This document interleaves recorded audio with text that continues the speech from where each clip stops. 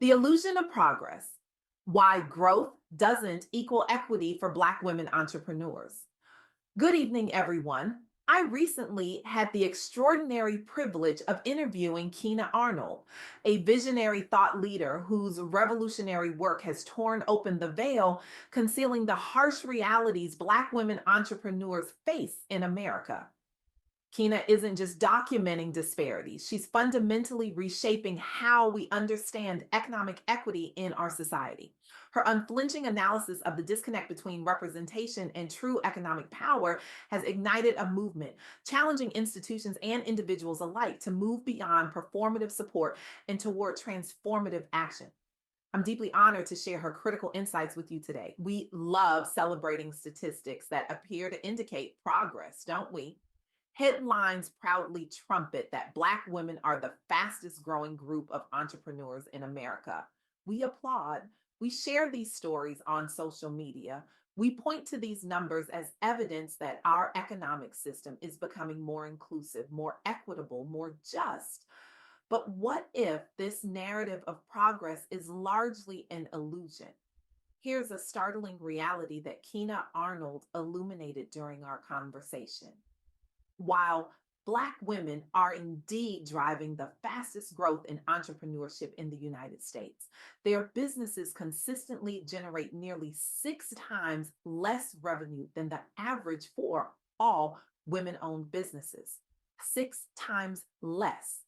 Let that sink in for a moment. This isn't just a minor discrepancy, it's a chasm, a gulf that reveals something profound about how we measure progress in our society.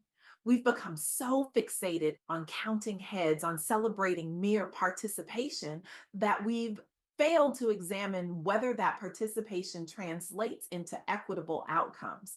The truth is, visibility does not automatically translate to success or wealth. Participation does not guarantee equity. Growth in numbers doesn't mean growth in opportunity or prosperity. When we look beneath the surface of these celebrated statistics, what we find is a persistent gap in access to capital, networks, and scalable opportunities.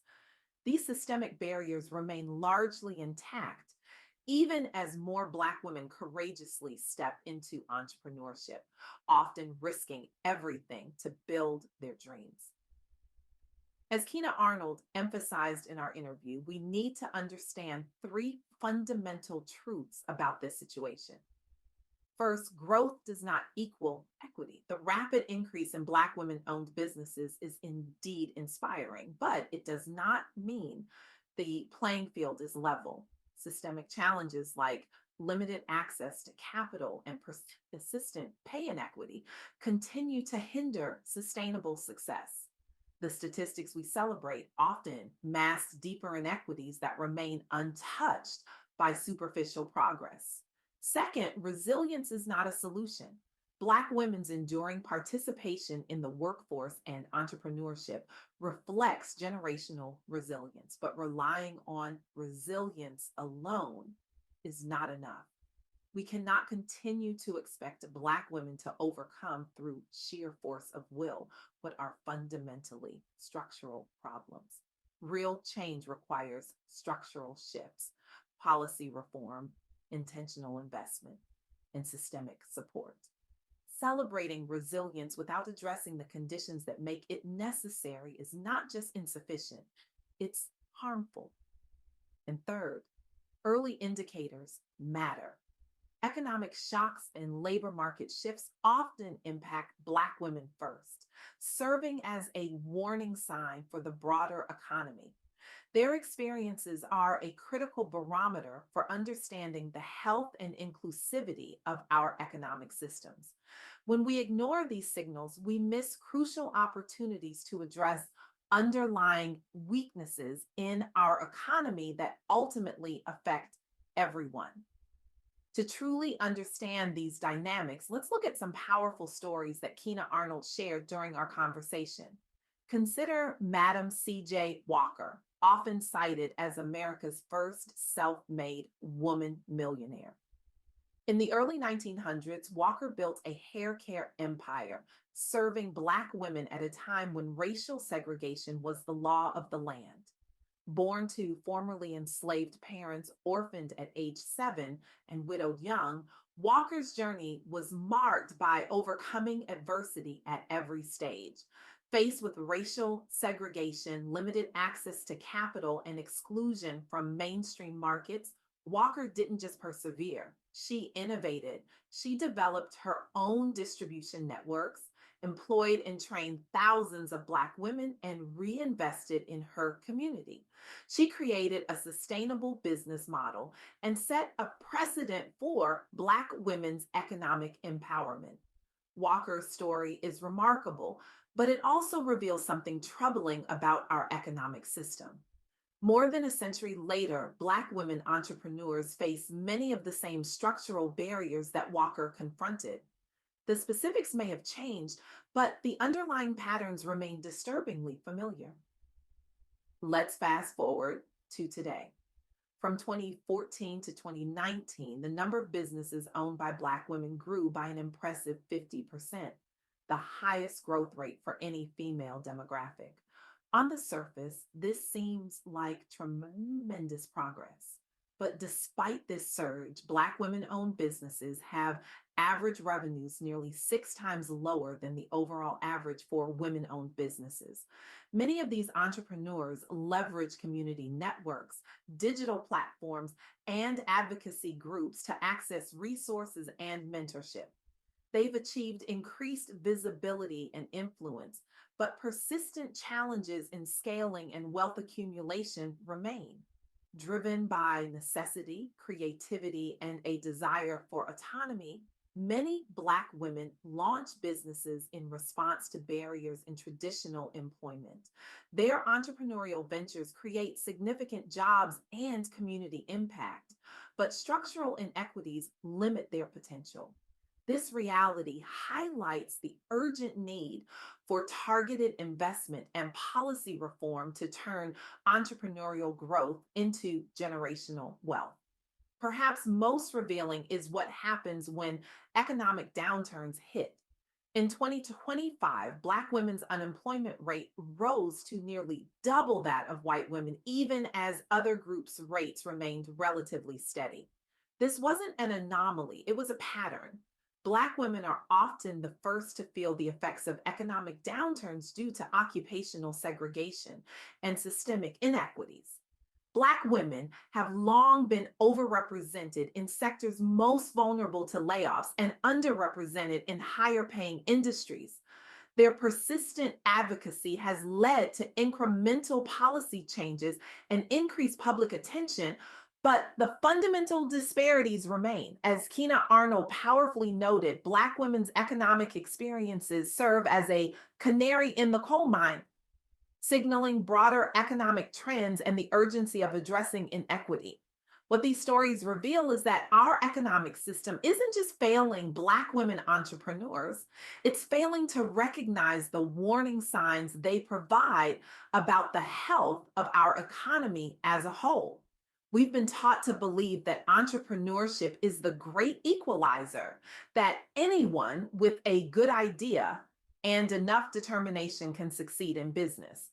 But the data tells a different story. The playing field isn't level, the rules aren't the same for everyone, and the outcomes reflect these disparities. This isn't just a problem for Black women, it's a problem for all of us. When we systematically undervalue and under resource a significant portion of our entrepreneurial talent, we all lose out on innovation, job creation, and economic growth. We all suffer from the missed opportunities and untapped potential. As Kina Arnold emphasized during our interview, we need to move beyond celebrating representation and start dismantling the barriers that keep Black women entrepreneurs from achieving true equity. This means addressing the systemic issues that create these disparities in the first place. It means rethinking how we allocate capital and who gets access to it. It means examining the biases in our venture capital system where less than 1% of venture funding goes to Black women founders.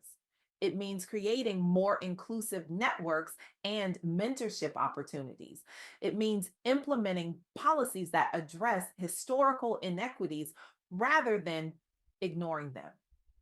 But perhaps most importantly, it means changing how we measure progress. Instead of simply counting how many Black women start businesses, we need to ask whether those businesses have the resources they need to thrive. Instead of celebrating participation, we need to demand equitable outcomes. The story of Black women entrepreneurs in America is not just about resilience in the face of adversity, though that resilience is certainly remarkable. It's about a system that continues to place obstacles in the path of talented entrepreneurs based on race and gender. It's about the gap between the myth of meritocracy and the reality of structural inequality. As Maya Angelou once said, when someone shows you who they are, believe them the first time. Our economic system has shown us repeatedly who it values and who it doesn't. It's the time we believed what we're seeing and took action to change it. The affirmation that Kina Arnold shared resonates deeply here. I'm not just building a business, I am creating a legacy that challenges systems and opens doors for those who follow. This powerful statement encapsulates the dual burden and opportunity that Black women entrepreneurs navigate daily. So I challenge you today.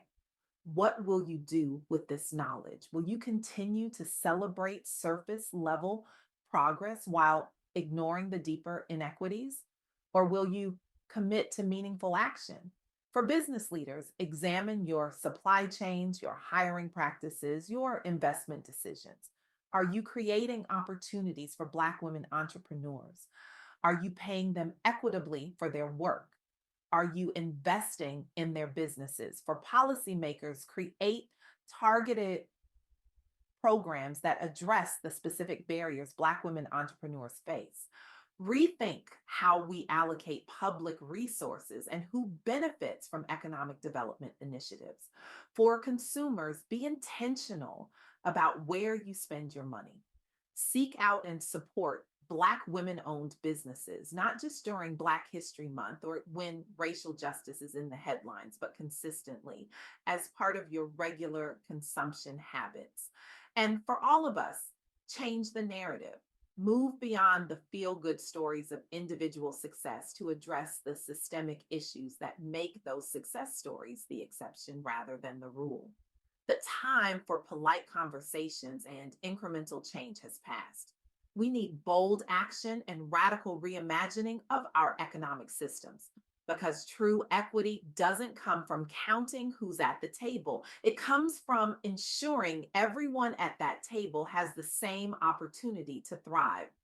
I leave you with this question. How will you use your power, your privilege, your platform to dismantle the barriers that keep Black women entrepreneurs from achieving true equity?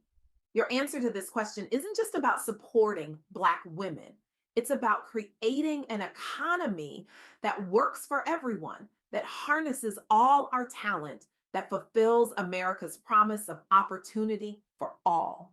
The future of our economy depends on your answer. The time to act is now. Thank you.